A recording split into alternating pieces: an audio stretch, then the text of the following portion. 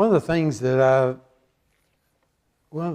I've learned in my own personal Bible study is that sometimes you have to read things through quite a few times, but if you continue to look at it and read through it, sometimes things begin to show up that you didn't notice were there.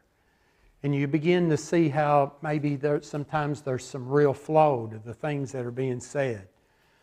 One of those that I saw is the last verse in Hebrews chapter 10, after a section that's called the full assurance of faith in my Bible, where it gives some things, some headlines, and it's about the fact that the Hebrew writer was encouraging the people to remain faithful. He was encouraging them to continue on, to go to the end. And the last verse, he says, "We are not of those who shrink back and are destroyed, but of those who have faith and preserve their souls."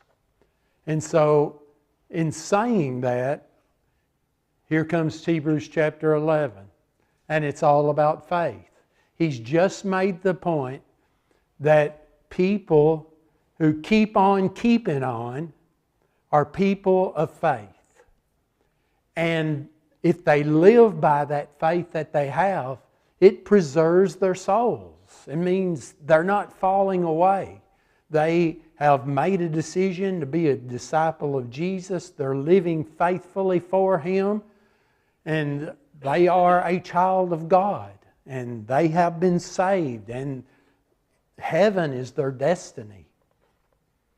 But I think there's an implication there as well. And we've read some other verses that tell us about the fact that, sometimes people don't live by their faith.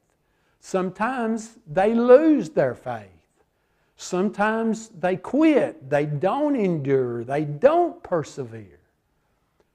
And that's why the Hebrew writer is writing what he's writing and why he's encouraging us.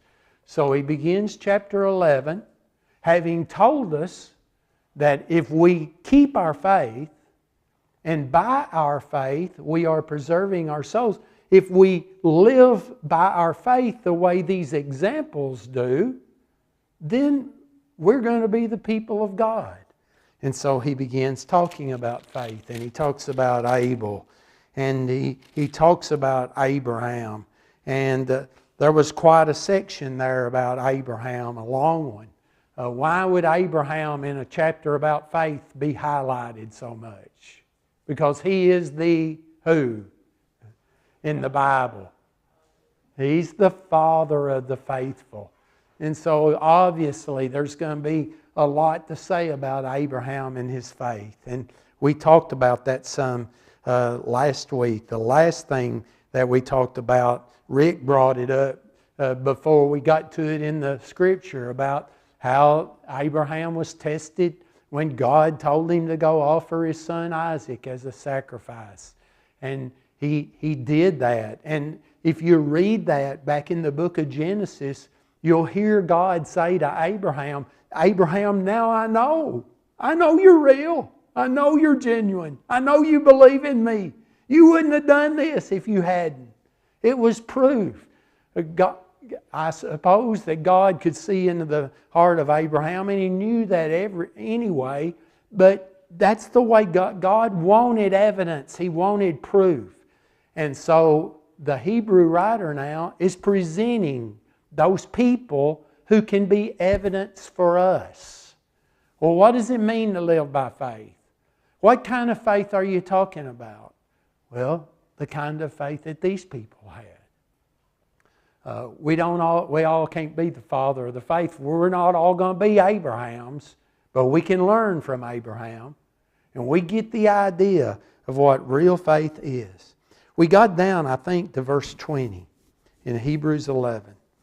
And I'm going to try not to be slow, and we don't have to talk about every one of these necessarily, but I'd like for you to throw in whatever you've got to say about some of these people. Verse 20, by faith Isaac invoked future blessings on Jacob and Esau. Isaac was Abraham's son. He is in line in the promises. He was the son of promise. And he has two sons, Jacob and Esau. Now, which one did God choose to be the one through whom the world would be blessed? Jacob or Esau? Jacob. Who was the oldest? Esau was. Now they're twins, and so they were born back to back, but Esau was born first. What had happened to get that switched up? He did. To get the blessing, Rebekah, his mother, along with Isaac, they put that sheep's wool on him and had him to go prepare some meat because Isaac had already told Esau to go out and get some venison and cook it the way that I like it, and I'll bless you. But he blessed Esau. He blessed Isaac instead of Esau with that blessing at least. What had happened before that, though, between those two brothers that was just leading up to this? Yeah, Esau had already sold his birthright. Now then, the birthright was a precious thing. It was very valuable. The oldest son got twice what everybody else got, at least. And he was the one that Isaac would have blessed with the promise the blessing that he gave Jacob. But Jacob, if we read on even in the Bible, we're going to read about how God chose him. In fact, the name Jacob meant he was a supplanter, taking the place of somebody else. And it was through some trickery, all right. And they deceived Isaac when he was old. But you know what? Esau had a lot of issues. Esau is the one who sold his birthright because why? He was hungry. I'm hungry. If I don't get something to eat right now, I think I'm going to die. And he sold. It's like, I don't know. It's like David Driver comes up to Granny's tomorrow morning and he says, I'm so hungry, I've got to have some breakfast. I'll give you $5,000 for a sandwich with an egg and ham and cheese on it right now. Wonder if they'd fix one for $5,000. Don't count on it. That's right. But what I'm saying is, I'm using that as a ridiculous example. It's rather ridiculous what Esau did. It was ridiculous and showed something about his character, the kind of person he was. But we're told that Isaac blessed those sons because of faith. Because what did Isaac believe? He believed what God had told Abraham. And he understood that something great is going to happen among the descendants of Abraham. Abraham had been told what? Well, several things. I'm going to make of you many nations, a great nation, and many nations will come from you. And from your seed, what would happen to the entire world? The world would be blessed by someone who was coming from Abraham. Well, Isaac knew that. And so when he blesses his sons, that's a part of the blessing if you go back to Genesis and read about that. But he did bless Jacob instead of Esau. By faith, Jacob, when dying, blessed each of the sons of Joseph, bowing in worship over the head of his staff. Actually, Jacob blessed all 12 of his sons. But there was something unique about Joseph. There was not really a tribe of Joseph, was there? What were those? There were two tribes. Two half-tribes. You remember their names? Manasseh, that's one of them. The other one starts with an E. Ephraim. It was Ephraim and Manasseh. So what's it saying? It's saying that Jacob understands the promise as well. And when Jacob even understands that perhaps it was in God's plan that Joseph would be divided up. And so Jacob blesses both of these sons of Joseph. There's not a tribe of Joseph. There's a tribe of Ephraim and a tribe of Manasseh. And as Dodie said, they're half tribes. But together they make one tribe who were descendants of Joseph. But still, it says he did that because of the faith that he had, that God was going to bless these people. This is a neat one. By faith, Joseph, at the end of his life, made mention of the exodus of the Israelites and gave directions concerning his bones. What's that talking about?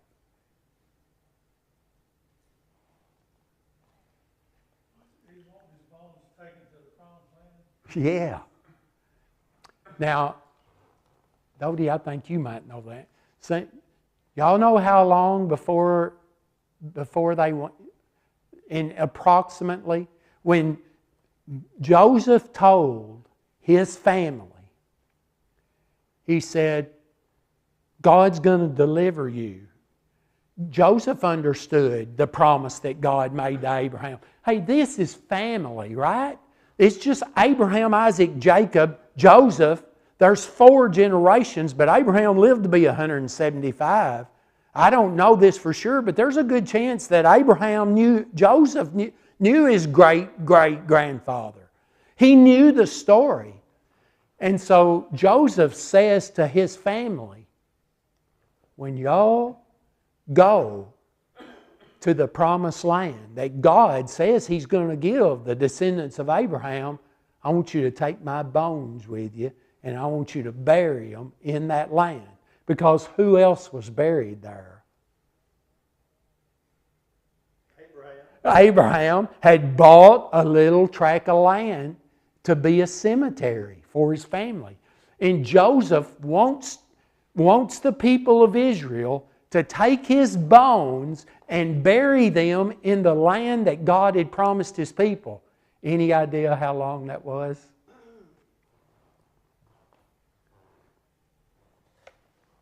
Well, from the time... What? Somewhere in there. From the time that Joseph died, I think, is the way it's measured, until they came out of Egypt was a good 400 years. The Bible refers to 4. I think it may have actually been more like 435 or something. David's right. It's close to... So, can you imagine? Now, how in the world... Hey, it happened. It happened. So what does that say about what people are able to do? The word can be passed on. It's 2026. Joseph died in 1626, but you and I know we're supposed to take his bones with us. You understand? That's pretty amazing, I think. But that shows you about God's timing, about people that believe and know what's going on. 400 years didn't destroy what Joseph had asked for. Let's start in verse 23. It starts to talk about Moses. First of all, when he was born, he was hidden for 3 months by his parents because they saw that the child was beautiful and they were not afraid of the king's edict. What was the king's edict? Kill all the male children that are under 2 years old, I think, at that time, or when they're born. He had told the midwives that help the Hebrew women have babies. So if it's a son, then you report it, and because we're going to put them to death. They're growing in number. They're becoming stronger than we are. We can't take a chance on this. Obviously, this wasn't the faith of Moses, was it? Whose faith is the writer talking about in this verse? Whose faith? Yeah, his parents. It's his mom and dad who are going to hide him. They're not afraid of what the king's edict is. I'm sure that there would be, maybe they'd lose their own life if they found out, it was found out what they were trying to do. Next, by faith, Moses, when he was grown up, refused to be called the son of Pharaoh's daughter. We know he was adopted, basically, wasn't he? He grew up in Pharaoh's daughter's house. He chose rather to be mistreated with the people of God than to enjoy the fleeting pleasures of sin. We're not told all about that in the book of Exodus. We're told the story of what happens, but I love it when the New Testament can comment about things in the Old and tell us more about what was going on. What was Moses' mindset? We read that story when he was 40 years old, and it says he visited his people. Why? What's he doing? He was a shepherd at the time. That's later, a little bit. He's got to go to Midian and be the shepherd. Oh, he killed an Egyptian and had to flee. Yeah, he sees an argument, or not an argument. He sees a Hebrew man being mistreated by an Egyptian taskmaster, and he's beating him. And Moses stops it, and he ends up killing the Egyptian. But here the Hebrew writer tells us that Moses has already been thinking about, hey, I'm really a Hebrew. And I assume he knows who his real mother and daddy are. And perhaps I think he's been told the story, because it says that he makes a choice. He chose what? He chose to suffer affliction with his own people rather than to grow up in Pharaoh's house, where what would have actually happened? Well, where he would get to enjoy the fleeting pleasures of sin. Boy, couldn't we all use a good dose of that? Sometimes the world, how many times have we done something that was foolish just because we couldn't resist it, rather than make the choice that we probably should have made? He considered the reproach of Christ greater wealth than the treasures of Egypt, for he was looking to the reward. Moses was thinking about these things. I think he has some kind... Hey, do you remember in the story of Moses, when they first go to the people, the Bible talks about how, at this story, Moses thinks that a lot of the Hebrew people are going to understand that he's going to play a role in getting them their freedom, but they don't.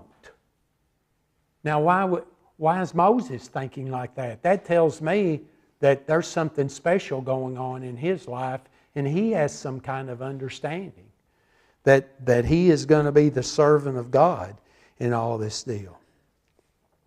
By faith he left Egypt, not being afraid of the anger of the king, for he endured as seeing him who is invisible. Then it talks about the day that they got ready to leave Egypt. By faith he kept the Passover and sprinkled the blood, so that the destroyer of the firstborn might not touch them. Who told Moses for the people to do that? Who told Moses to do that?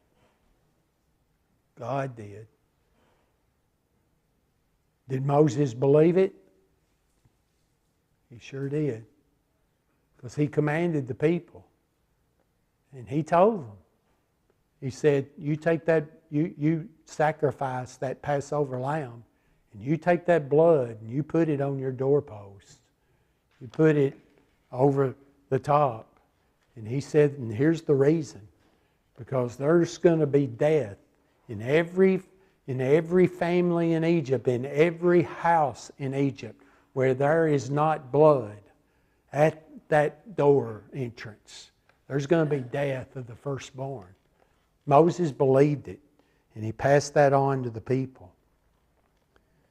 By faith, continuing, Moses had a big role in the Old Testament. By faith, the people crossed the Red Sea on dry land. But the Egyptians, when they attempted to do the same, were drowned. I mean, Moses did what God told him to do. He held out that staff and he watched as the waters departed. And they walked across. Now, as the waters parted, is it in this story as well as another? It talks about their height and how far they went up. That had to be intimidating. Can you imagine? Can you imagine if the water is taller than the ceiling on that side of the room and that side of the room, and it's just water there? And David Driver, I tell you, well, just walk down that middle aisle. It's fine. You don't have to worry about it. There had to be some faith there. And yeah, on dry land. And they walked through there. They went through there. They passed safely to the other side. Didn't happen. Think about how many of them there were. It wasn't 3 or 4 people passing through there. No. I've heard probably a million, maybe more. Yeah. You can just imagine how long that took and what kind of procession that was. I doubt if I expect the hearts were beating pretty fast.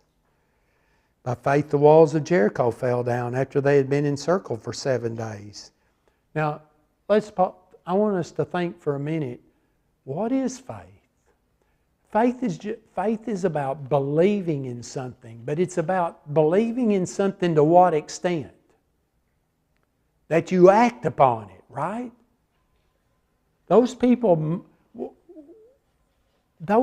did exactly what God told them to do at Jericho.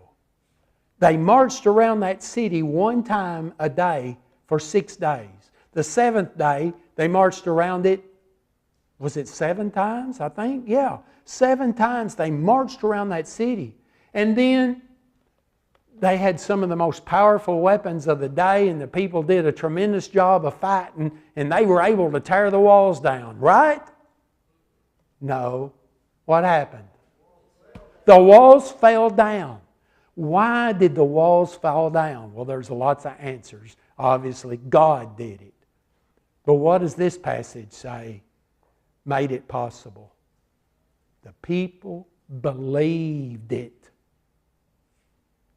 God told them to do it, and they didn't say, that's the stupidest thing I've ever heard. There's no use. We got to come up with a military battle plan here. No, they did what God told them to do, and the walls fell down. By faith, Rahab the prostitute did not perish with those who were disobedient, because she had given a friendly welcome to the spies. You remember when Rahab talked to the spies? It was obviously, oh, your God's real. We've heard all these stories about what your God is able to do. He's not like the gods of our peoples. He's not carved out of a piece of stone or a piece of wood. He's real and He's alive. Anybody got a comment or anything about any of those characters? The faith that they had? Well, let's go through this list. And what more shall I say? Time would fail me to tell. You couldn't tell all this. Gideon, who's that?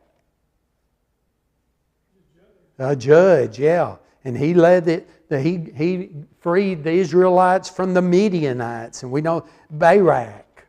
You remember who he helped? Barak was not a judge, but he was the military leader for a judge. Now, what judge would need a military leader? A woman. Way to go, David. Well, they're not thought of as soldiers, as warriors. So Deborah went to Barak, and it seems that maybe perhaps God had let Barak in on that. And Barak said, all right, I'll go, but you got to go with me, because he depended on Deborah. Deborah was dependent on him. And when they got through, read the book of Judges, read that song that they wrote together about what God had done in giving them victory over their enemies. Samson, we know that story. Jephthah, he's famous for making a foolish vow, but he was a judge and he freed the people from the slavery that they were going through. Of David and Samuel and the prophets. Those names are not unfamiliar to us. We know something about those individuals, and we know that they were people of faith. And we know to what extent it was. I mean, this is not just a faith that they talked about. This is a faith, they had faith that was turned into action. And here is some of the action. Read with me. Who through faith conquered kingdoms, enforced justice, obtained promises, stopped the mouth of lions. Who's that remind you of? Not anybody listed. Who stopped the mouth of lions? Yeah, Daniel in the lion's den. Quenched the power of fire. Who did that? All right, that reminds me of them, certainly. And what had they just said? Well, old Nebuchadnezzar, we don't know if God's going to save us or not, but He can. But I'll tell you what, it doesn't matter whether He does or doesn't. We're not bowing down to your image. That's faith, folks. That's faith when they were facing death. And without God, they would have died, obviously. Escaped the edge of the sword, were made strong out of weakness, became mighty in war, put foreign armies to flight. And then he begins talking about the things that happened to them. Women received back their dead by resurrection. Some were tortured, refusing to accept release. Why would they not accept it? Because they wanted to rise again to a better life. They were more afraid of answering to God in the judgment than they were of dying. They were more concerned about that. Others suffered mocking and flogging and even chains and imprisonment. They were stoned. They were sawn in two. They were killed with the sword. They went about in skins of sheep and goats, destitute, afflicted, mistreated. And why did they do that? What empowered them to do that? Their faith. It was their faith. Faith is not a little thing, folks. Genuine faith in God's people looks death in the face and laughs at it. It looks suffering in the face and it says, I'm going to keep on keeping on. It gets chained. It gets put in prison. It gets stoned. They went about in skins of sheep and goats, destitute, afflicted, mistreated. This little paraphrase, of whom the world was not worthy. Wandering about in deserts and mountains, in dens and caves of the earth. I read that passage a week and a half ago when I preached that sermon about suffering. Faith gives people the ability to stand up even and be faithful even when they suffer. And all these people that he's been talking about in this chapter, though commended through their faith, did not receive what was promised.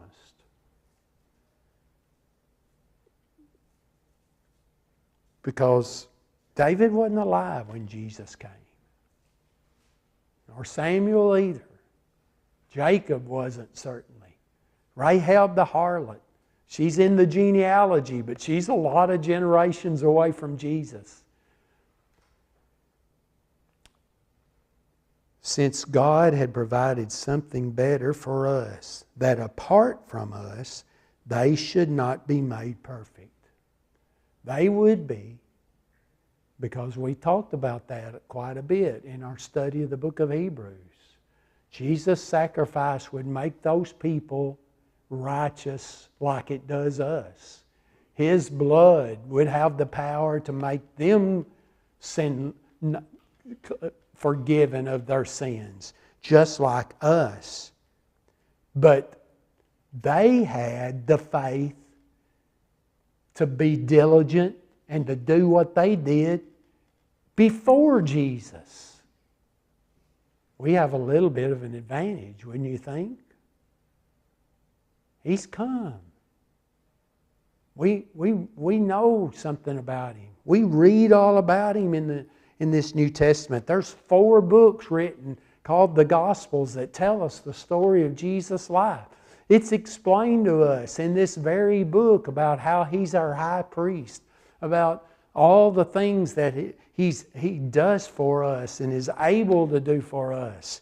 The power of His blood. And so those people were commended by their faith. But they didn't even get, while they were here on earth, they didn't even get to see how the story turns out. But we know. We can. It seems to me He's making an insinuation there. It seems to me He's saying, those people had that kind of faith, and they never, all they knew is that there was a Messiah coming, supposed to come. No idea what that was going to be like.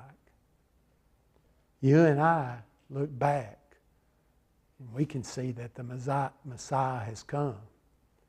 And we understand, because the Bible explains to us, that He didn't come to be a king over Israel and have an earthly kingdom. He came to save the souls of mankind, to have a spiritual kingdom.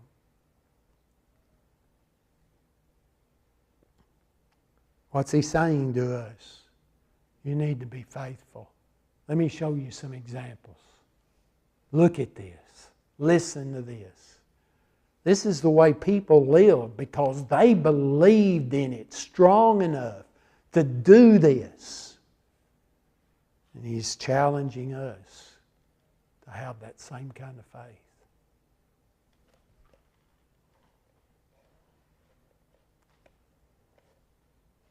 Comments, questions, anything anybody has to say. How would you think our faith has to stack up to ours, being we know the end of the story? They had some pretty good faith, but they didn't know exactly what was going to happen. They had some writings and teachings that said what was going to happen, but not to the extent that we did. Right. And sometimes it's hard for us. Absolutely. They had the Old Testament scriptures, you're right, Rick, but we know when we get to the New Testament, we know from reading the Gospels, even the apostles themselves, how many people understood what the Messiah was really coming to do? No, not hardly anybody did. You know, there were people, I think about, who were those 2 that were in the temple that were told they wouldn't die till they saw God's Messiah? Was Anna the woman's name? You remember the story I'm talking about? There were 2 old people that worked in the temple. It's in, huh? The woman, wasn't it? She was a prophetess. And there was a man, I can't think of his name, but they understood that a Messiah was coming. And they had been told in a revelation of some kind that they wouldn't die. They would see. They would see Him. And so when they saw Mary and the baby in the temple, and I think it's when she went to have Him circumcised on the 7th day, they were there. And they saw Him. And they praised God for Him. There could obviously have been something miraculous in them being filled with the Spirit and saying what they said. There were people who understood that there was a Messiah who was going to be some kind of Savior.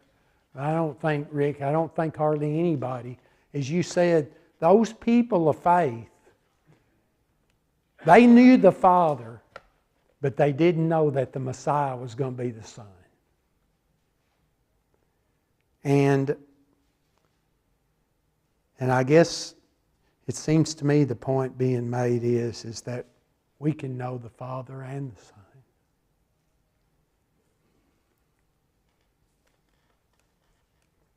Let's look at the first 2 verses at least here in chapter 12. Therefore, what does that word mean in this place? In view of everything I've just told you. I've been telling you about all these people. Man, I believe I have lots of faith myself, but you know, if they're going to throw me in the lion's den, I don't know where It'd be tough, wouldn't it, Kenny? We'd like to think that we would. Yeah, but boy, that's like, yeah. I don't know. I try to kind of, I think sometimes about things that I believe that I could do. But how in the world do you know until you really have to endure it? I think I'd have a better chance of doing it now than I would have at some time in my life. But that is so challenging. But these people believed it, and were told, you know, hey, we read in here, back there at Abraham. What was Abraham looking for? Do you remember that little phrase? He was looking for a city which has foundations, whose builder and maker is God. He wasn't looking for earthly things. He understood that there was something beyond this world. You and I know that, don't we? Do we really believe it? And is it more important? And does it really last forever? Because, you know, 70 years is a pretty doggone long while here on this earth. I've just about been here that long. Some of you longer. And that seems like a long time. But these people were able to make choices and decisions that made it obvious that they just didn't think the things of this world were more valuable than what was lying ahead, what was ahead for them, because of the promises of God. I mean, Joseph says, y'all carry my bones when you go. I wonder what a bone of a man that's been dead for 400 years looks like. I mean, they might have opened that thing up and took a little box and swept what was left in there. I don't know. They find stuff, old stuff now. They think people are several hundred years old. You still Right. looks something like a skeleton. Right. Well, what do we know about the Egyptians? They were pretty far along. They understood some things about embalmment, and I don't mean like we do, but they understood some things already. And that's where Joseph died. But the point I was going to make is, Joseph had I don't know it well, I don't know how much of an idea. It may be that God had through the Spirit or through an angel, had informed Joseph about how long a period of time that might be. But Joseph lived his life not just because he believed in a promise that would happen 400 years later. He lived his life the way he lived it because he believed there was something for all eternity out there that was better than what was here. That's what he believed. That's big. That's real. It's powerful. And I think the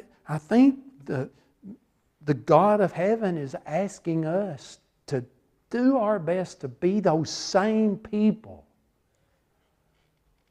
To have faith. Why should they be able to have more faith than us? Well, I could argue that a little bit. I mean, God kind of spoke to David a few times, didn't he? And he sent Nathan the prophet with a direct message from the Lord. Okay, did you ever want one? That'd be nice to have, wouldn't it? I just wish he'd tap me on the shoulder, Miss Anita, and said, Stan, you're on the right path. Just keep going. Thank you. You understand what I'm saying? So, yeah, I guess I could argue that in a way, but Rahab? Where'd that come from? She just saw what the God of these people were doing. And she said, oh, that's the God I want. And I'm willing to risk my neck to save these people and to see if they'll take me. That's amazing. Therefore, chapter 12, since we are surrounded by so great a cloud of witnesses, who's that?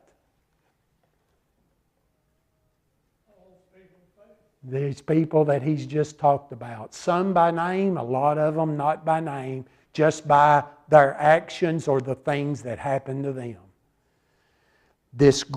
We're surrounded by a great cloud of witnesses. Let us also lay aside every weight and sin which clings so closely, and let us run with endurance the race that is set before us. Okay. People train with weights on. Do people run the real race with weights on? Not unless you have to. Unless that's part of the race. Like, what is it? I'm thinking this is not for people, it's for horses. How much does the jockey and the weight weigh for a horse in the Kentucky Derby? 126 pounds, I can tell you right now. Everybody weighs 120 on a colt. I think a filly gets a little bit of a break, but I'm not sure. But a colt, the rider and the weights and all, it's 126 pounds. But lots of athletes train to run, to live. They train with weights. But when they run the race, what do they do with the weights? They pull them off. They get rid of them. The Hebrew writer says, let us also lay aside every weight and sin which clings so closely. The things that are holding us back, making it harder to get through. And let us run with endurance the race that is set before us. It's an endurance race. It's not a sprint. Being a Christian is not a 100-yard dash, folks. It's a marathon. It's a lifetime-long race. Looking to Jesus, we're laying this weight aside. We're going to run this race with endurance, and we are looking to Jesus, the founder and perfecter of our faith, who for the joy that was set before him endured the cross, despising the shame, and is seated at the right hand of the throne of God. Okay, you and I are being challenged by the Hebrew writer. We're being challenged to be people of endurance in our Christian walk. We're not going to get halfway there and quit. We're going to stay with the race. We're going to be faithful until we reach the end. And he says to do that, you pay attention to Jesus. You put your eyes on Jesus. Why? Well, what did he do? He endured. How did he do it? For the joy that was set before him. That's one of the least likely phrases in the Bible, I think, if we think of that from a practical standpoint. Why in the world could Jesus see any joy in the cross? I told people recently in a lesson that I delivered to Broadway, I told them I can think of 2 reasons. Why did Jesus find any joy at all in the cross? It says that He did. He said there was joy set before Him. It's there for His taking. What would it have been? It couldn't have been the cross itself, the pain, the physical agony. What was the joy of the cross? Saving the world, dying for us. Doing what we would say is one of the hardest things anybody could ever do. Die for somebody else. Die in their place. But He saw joy in that because we know that Jesus understood that by His blood that would be shed on that cross, we could all be saved. There's joy in that, is there not? I actually can think of another joy that He could have. Where was He going after the cross was all said and done? He's going back to be with the Father. Where He'd come from. He had that to look forward. Why do we need to be looking to Jesus then? Aren't we kind of looking for the same thing He was? No, we're not going to save anybody else. But what is it we are looking forward to? The promises that come to us through Jesus Christ. Spending all eternity with God in heaven. Notice that's what motivated Jesus. That's the joy He found in the hardships and the trials in this world. And so what does it say? Because of that joy that was set before Him, He endured the cross. He despised the shame. It was a shame. Remember, it's a shameful thing. Who died on a cross? The worst of the worst. The terrible people. They mocked Him, remember? They spat on Him. They made a thorn of crowns and put it on His head and laughed at Him. Said, come on down off of that cross if you're the Son of God. But He just said, shame me all you want to. It doesn't mean anything. I'm staying right here and doing what I came to do. And He's seated today at the right hand of God on high. You think He'd do it again if He had to?